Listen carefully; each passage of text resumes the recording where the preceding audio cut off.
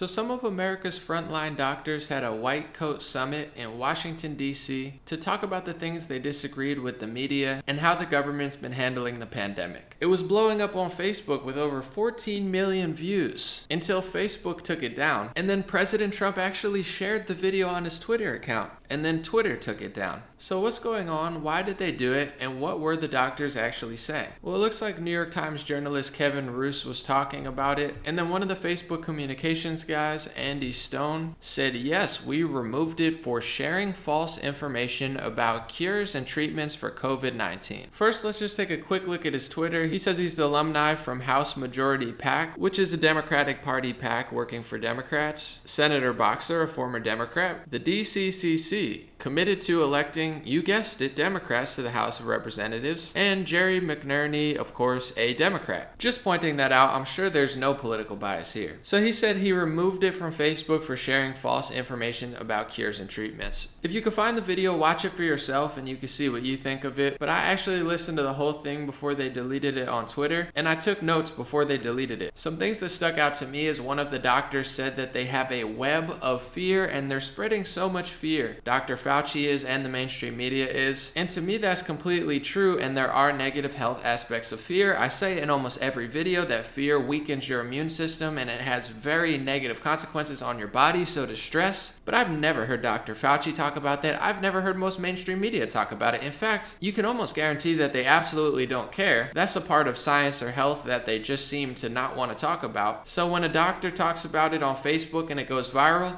delete it. Of course, they won't tell you that that was said in the press conference, but I watched it and it was said, and it is true and it is real, and it's something that they don't want to confront, so they censor as opposed to debate. One of the doctors talked about the school year for kids coming up. He used real data, real facts, real statistics, some of which aren't even debated at all because it's using the data that the government and these major institutions give us, and he made his case for why he thinks kids should go to school. He's not alone in that. Thousands upon thousands of doctors agree with him, and even on MSNBC, they were shocked to find out the doctors that they brought on their own program thought that kids should go to school too. Take a look. Back to school. I will. My kids are looking forward to it. Yes. Period. Absolutely. Absolutely. As much as I can. Without a hesitation. Without a hesitation, yes. I have no concerns about sending my child to school in the fall. I would let my kids go back to school. Dr. John Torres, NBC News. They all said yes. A doctor at the White Coat Summit also pointed out that the LA Teachers Union's demands for trying to send kids back to school has stuff like defunding the police and ending charter school, which has absolutely nothing to do with health, everything to do with their politics, which are Democrat, but really leaning on socialist and communist. Is it about health or is it about politics? Well, don't ask that question because you might be deleted like these doctors. Once again, that was talked about at the summit. They didn't refute it. They couldn't debate it. They didn't deny that it existed. They just deleted the video and told you that all it was fake cures and false information. Right. Perhaps the most controversial and what they were talking about was this specific doctor, which is going viral on many social medias and they can't stop it. I know they wish they could, but they can't. And she was talking about her personal experience as a doctor and saying hydroxychloroquine along with Zithromax and other medications have provided phenomenal results. That's not my opinion. I can't tell you that. I'm not a scientist or a doctor, but that's what she said. I'm just telling you what she said. And we're going to get into some of that in a second. Also at the summit, Dr. Erickson, who also had one of his viral videos deleted earlier this year, was talking about the real negative health consequences of lockdowns. Of course, you can say there's pros and cons, but the media and a lot of these health experts that they love on Facebook and they love on television don't tell you that there's actual real health crises from what's going on. There's suicide rates that are up, there's domestic abuse rates that are up, there's many studies that talk about poor exercise and bad diets are on the rise because of the shutdown. So the point he was making in short is that all they mention is the economic downfall from the pandemic and the response to the virus, which is true, but that's not all. There are real health consequences that come along with it. I've also mentioned how they've had an excess of death in the UK, and out of those 8,000 excess deaths indoors when they had the really hard lockdown at the beginning of the pandemic, a majority of them, about 6,000, had nothing to do with COVID-19. So of course they don't want to study that. They don't want to have a debate with these doctors. They just want to silence them, shut them down, say that everything they said was fake, and expect you to believe it, even though of course it's not true. Since editing this video, they deleted it off of YouTube as well, and it looks like they locked Donald Trump Jr. out of his Twitter account just for sharing it.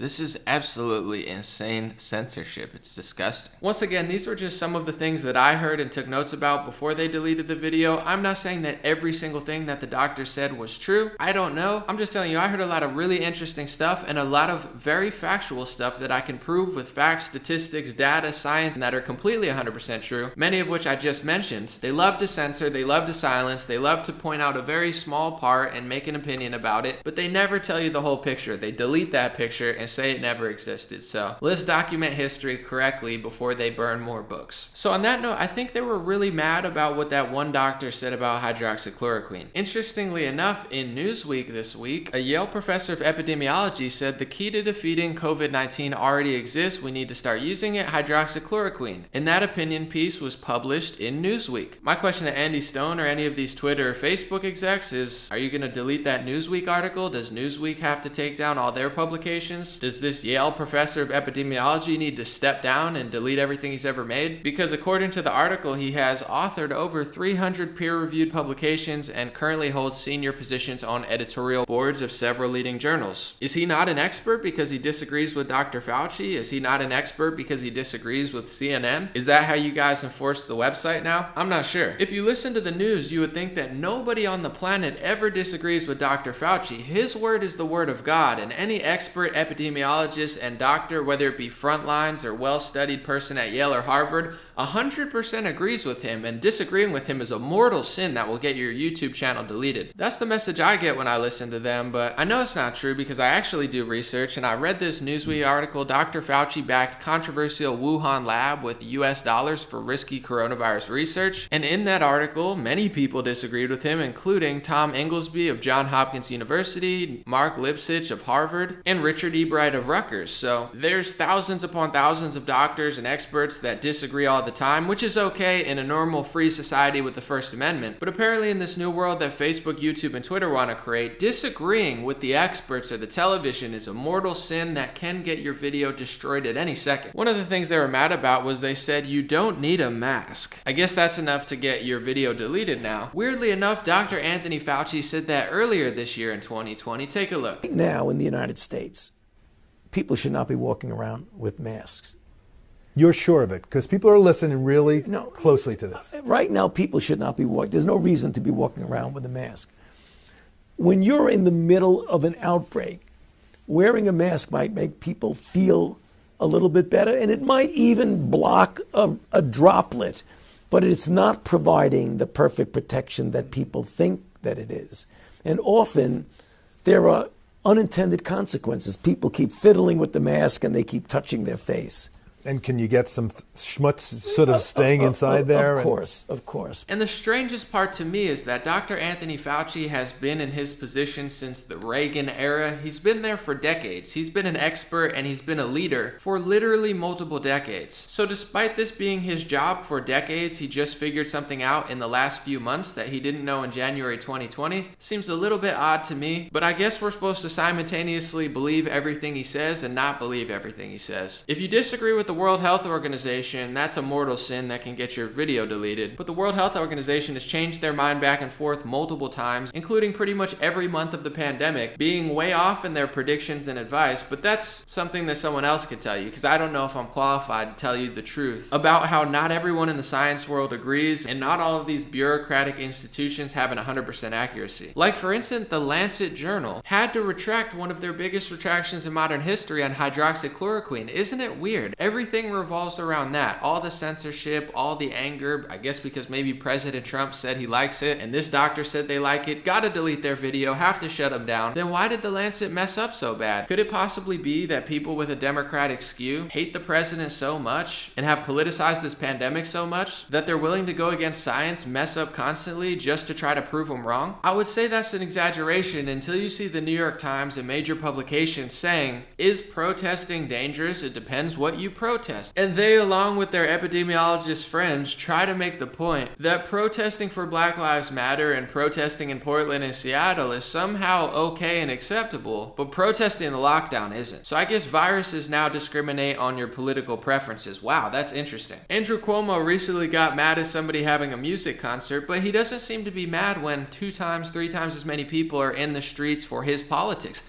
Isn't that just bizarre? Recently, Business Insider published an article that said US coronavirus cases are probably 10 times higher than official numbers. More and more research suggests. If there's more cases than we think there are, that means that the mortality rate is even lower than we think they are, which would actually be a good thing, but good news is not allowed. It's only fear, fear, fear, fear, fear, despite what it does to your immune system and body, and if you disagree with them or question them or do a summit at DC, you're at risk of being deleted, silenced, censored, or framed as some sort of maniac. But committing domestic terrorism in major cities will get you the favor of these same people and these same television news networks. A dozen frontline doctors speaking in Washington, D.C., a threat, delete. Domestic terrorists committing literally domestic terrorism, protesters. They could stay. It's an understatement to say these people have their priorities screwed up, but most people are waking up to that. And before I bore you with my objective news reporting and a more accurate video than most news networks can muster up with a budget that's 1,000 times bigger than mine, listen to one of the media's favorite people, Bill Gates, answer questions from CBS about side effects of the vaccine. Vaccines sound concerning. We looked.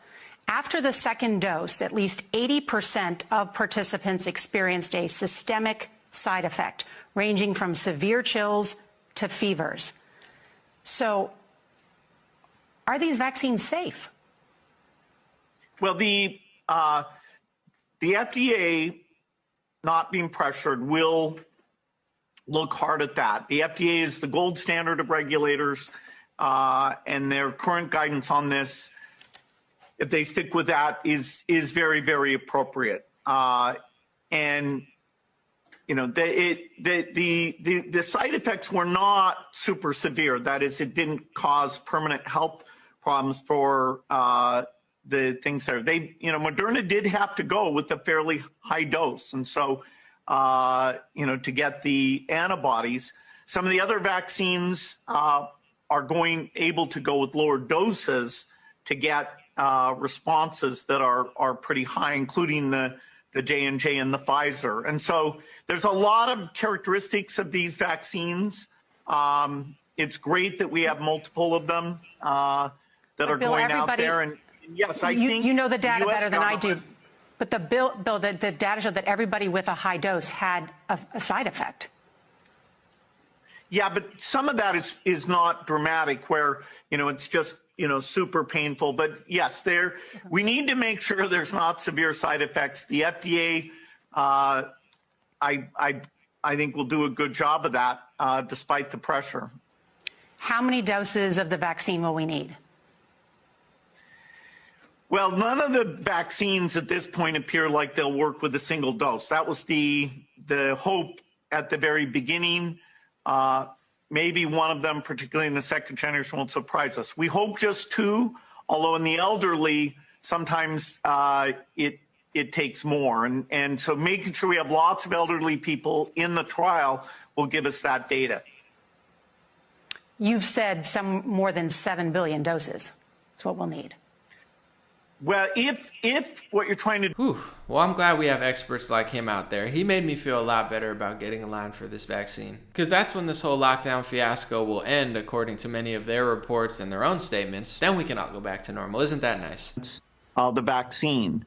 It is fair to say things won't go back to truly normal until we have a vaccine that we've gotten out to basically the entire world. And so, the best people at the foundation who are all about high volume vaccines, are working with many manufacturers. Well, thanks for watching. Let me know your thoughts in the comment section. Have a beautiful day. And I have a Patreon, patreon.com/raretalk, where I answer all questions if you'd like. If not, no worries. And my message to the media, to Facebook, to Twitter. First of all, God bless you guys. I appreciate you guys. But also, if you have a huge problem with what these doctors are saying, censoring them actually makes them bigger superstars and people will still see these videos. But why don't you debate them? Why don't you have other doctors and other experts who disagree with them have a conversation and debate with them instead of shutting them down? That would make a lot more people believe you, and it would be a lot more fair to the First Amendment of this country and to medical freedom in this country. It's not a dictatorship and a tyranny where one person gets to decide what everybody else thinks and does. And if you want to treat it that way, expect more and more people to push against the grain. That's my thoughts. Let me know yours. Have a good day. I'll be back with more videos.